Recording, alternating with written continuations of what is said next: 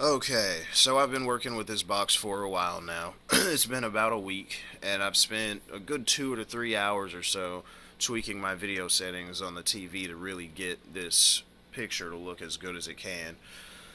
So, what am I talking about? It's the Monoprice VGA 2 component adapter, and actually, right now, it looks pretty good. With the settings that I used, I had to adjust some stuff to really get the picture to look the way it should. Um, Overall, I mean, it's a mediocre device. It's not gonna, blow you away. Yes, the picture quality does look good. The colors pop. The bright things are the strong point with this box. But when you go into an area or a scene like this, where it's darker and there's lots of shadows and dark colors like dark blue or brown, they really don't come through very clearly. It's very inaccurate. Um, what I mean is, it's like the black levels are way off with this box, and I don't know if it's just because there's a limitation from within the box itself, or if it's just because of the signal coming out of the Dreamcast. I've actually looked on Amazon's website at some of the reviews before I even bought this, and a lot of people had the same complaint. The ones who were using it for the same purposes that I'm using it for, that is. I don't know if it's the same for people who use laptops or anything like that, but for my Sega Dreamcast, the dark levels are a bit off. So be prepared to adjust your TV to compensate for that. Like this room right here, for instance, like that green herb that you just saw in the corner, the bats up here. Before I made proper adjustments to my TV screen, none of this stuff really came out. Like it was barely watchable for the most part. Aside from the spot, because she had a lighter in her hand, it lit up a portion of the room that you were in or the corridor, but that's about all you could see. Everything else was just completely pitch black for the most part. So, like I said, I made some adjustments and I got the picture to look, acceptable. There's still some sections of certain games where you're just like, it's hard to see what's going on.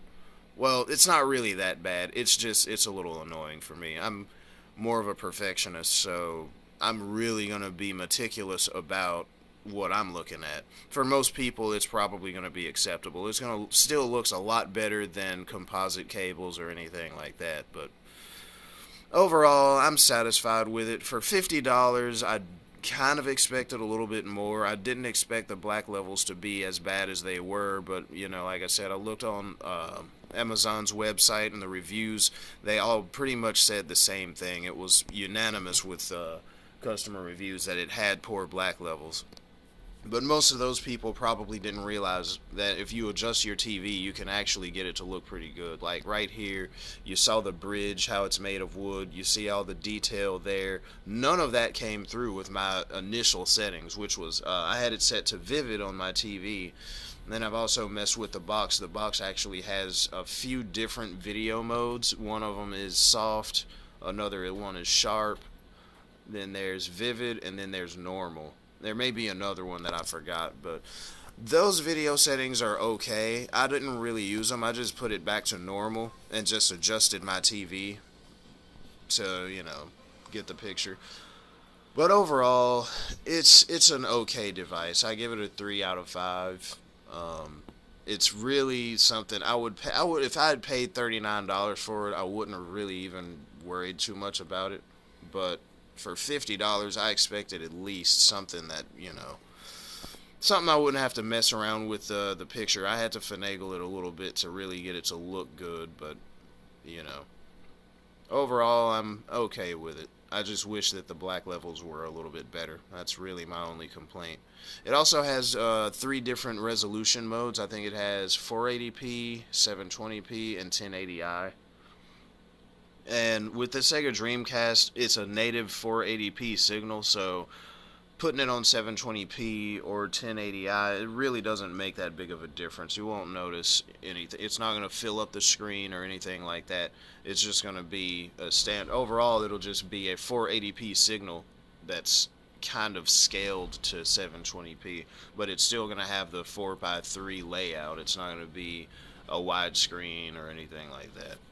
So For the most part, I mean, like I said, it's acceptable. It's decent. It's not something to write home about. If you're like me and you have a Sega Dreamcast and then you also have a big TV and you don't want to, also have a old school tube TV, but you don't want to limit yourself to a little 32-inch screen, then this is probably going to be the device for you. In fact, this is probably the only choice you have. So, you know, if you can catch it for less than $59, I think that's what I paid for it. If you can get it for less than that, then I would say go for it. But try to find it cheaper than 40 or $59, because I don't think it's really worth it to pay that kind of money. Unless, like I said, unless you have no choice, like me.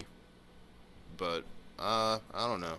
Overall, I'm happy with it. Like I said, I can play my games now. I can see enough detail. It doesn't really bother me. Like I said, just be ready to adjust your picture settings on the TV in order to get the picture to look correct, because out of the box you'll be surprised at the lack of detail you get when you're looking at dark scenes and things of that nature. So, anyway, thanks a lot for watching.